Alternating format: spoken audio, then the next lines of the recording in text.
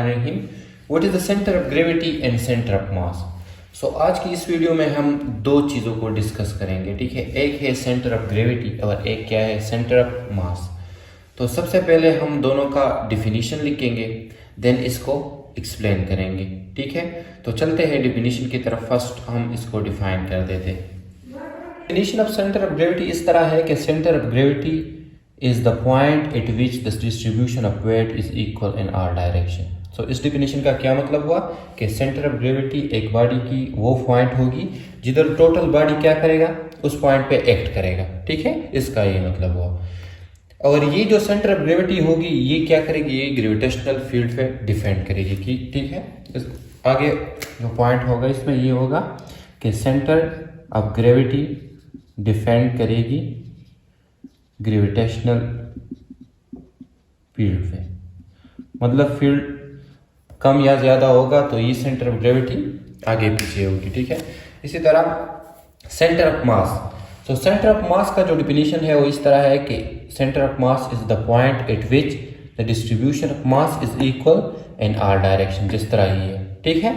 और इसका अगर हम एक और डिफिनीशन लिख दें तो सेंटर ऑफ मास का जो और डिफिनीशन है वो इस तरह है कि centre of mass is the point at which the external force produce translatory motion, ठीक है, ट्रांसलेटरी मोशन। तो ये इसका एक और डिफिनीशन है। इन दोनों में फर्क ये है कि सेंटर ऑफ ग्रेविटी डिफेंड करेगी ग्रेविटेशनल फील्ड पे, लेकिन सेंटर ऑफ मास डिफेंड नहीं करेगी ग्रेविटेशनल फील्ड पे। Centre of mass does not defend on gravitational field, ठीक है। दोनों में फर्क क्या है कि सेंटर ऑफ ग्रेविटी जो है वो डिफेंड करेगी ग्रेविटेशनल फील्ड पे, जबकि सेंटर ऑफ मास डिफेंड नहीं करेगी ग्रेविटेशनल फील्ड पे। इसी तरह जो ये दोनों पॉइंट है ये एक ही बॉडी में होंगे, ठीक है। जो दोनों पॉइंट्स है, both these points exist in the same region of the body. इसका ये मतलब है कि जो दोनों पॉइंट है ये एक ही बॉडी में होंगे। किस तरह, इसको आगे हम इन दोनों को एक्सप्लेन करेंगे और इसका मैथमेटिकल इक्वेशन निकालेंगे, ठीक है। तो ये हो गया centre of gravity and centre of mass का डिफिनीशन। सेंटर ऑफ ग्रेविटी का डिफिनीशन इस तरह हुआ कि centre of gravity is the point at which the distribution of weight is equal in all direction, मतलब जो टोटल वेट होगा वो एक ही पॉइंट पे एक्ट करेगा। इसी तरह ये डिफेंड करेगा ग्रेविटेशनल फील्ड पे। और सेंटर ऑफ मास का डिफिनीशन इस तरह है कि is the point at which the distribution of mass is equal in all direction. But इसमें दोनों में फर्क ये है कि centre of mass does not defend on gravitational field. या इसका एक और डिफिनीशन इस तरह है कि centre of mass is the point in which external force produce translatory motion. तो दोनों डिफिनीशन ठीक है इसके।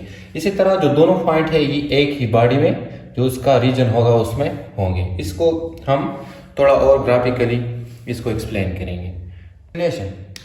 लेट्स सपोज ये एक रिजिड बॉडी है, ठीक है। ये क्या है, एक रिजिड बॉडी। इस बॉडी का जो टोटल वेट है वो किसके बराबर है, W के, और इसका जो टोटल मास है वो किसके बराबर है, M के। सही है। अब हम क्या करते हैं, इस बॉडी को हम लार्ज नंबर ऑफ पीसेस में डिवाइड करते हैं या एलिमेंट्स में, और वो क्या है, लेट्स सपोज एक ही है इस तरह, large number of pieces up to n तक। सो जो पीसेस को हम डिवाइड करते हैं तो इस पीस का लेट्स सपोज मास हो गया क्या, M1, और इसका वेट क्या होगा, W1। इसी तरह M2 इसका वेट होगा W2, और M3 इस तरह W3। सो ये जो लार्ज नंबर है लेट्स सपोज ये n तक है, तो इसका जो मास होगा वो Mn, और इसका वेट क्या होगा, Wn तक। सही है। सो ये जो वेट है, इस बॉडी का जो वेट है ये क्या करेगा, gravitational force experience, whole body gravitational force experience करेगा। लेकिन लेट्स सपोज ये जो M1 है ये जो ग्रेविटेशनल फोर्स एक्सपीरियंस करेगा वो क्या होगा, W1। उसका ये है कि जो टोटल ग्रेविटेशनल फोर्स ये बॉडी एक्सपीरियंस करेगा वो बराबर होगा इंडिविजुअल जो बॉडीज है उसके ग्रेविटेशनल फोर्स वेट्स के। तो इस तरह इसको हम लिखेंगे, W1 जो टोटल वेट है वो सम ऑफ इंडिविजुअल के बराबर होगा, तो ये बराबर हो जाएगा W1 W2 W3 and Wn। अब हमें मालूम है कि वेट बराबर होता है किसके, मास इंटू ग्रेविटेशनल एक्सेलरेशन के। तो W बराबर हो जाएगा W1, तो M1 और ग्रेविटेशनल जो एक्सेलरेशन है वो तमाम एलिमेंट्स का क्या है, सेम, तो G। इस तरह M2 Mg, M3 Ng and Mn Ng। अब अगर हम इस इक्वेशन से क्या करें, इससे G का कांस्टेंट लें, तो ये जो W बराबर है ये बराबर हो जाएगा, टोटल वेट है ये बराबर हो जाएगा M1 M2 M3 and Mn। सही है। और G क्या हुआ, G कांस्टेंट है। ये जो M1 M2 M3 इसका जो सम है वो किसके बराबर है, टोटल मास के। तो W बराबर हो जाएगा टोटल मास जो कि कैपिटल M के बराबर है एंड ग्रेविटेशनल एक्सेलरेशन के। अब इस इक्वेशन से हमें ये पता चलता है कि जो टोटल वेट है वो सिंगल पॉइंट पे एक्ट करेगा, और इस पॉइंट को हम क्या कहते हैं, इस पॉइंट को हम कहते हैं सेंटर ऑफ ग्रेविटी। सही है। तो इस फार्मूले से हमें क्या पता चला कि ये जो टोटल वेट है ये सिंगल पॉइंट पे एक्ट करेगा, और इस पॉइंट को हम कहते हैं सेंटर ऑफ ग्रेविटी। ठीक है। तो ये हो गया centre of gravity and centre of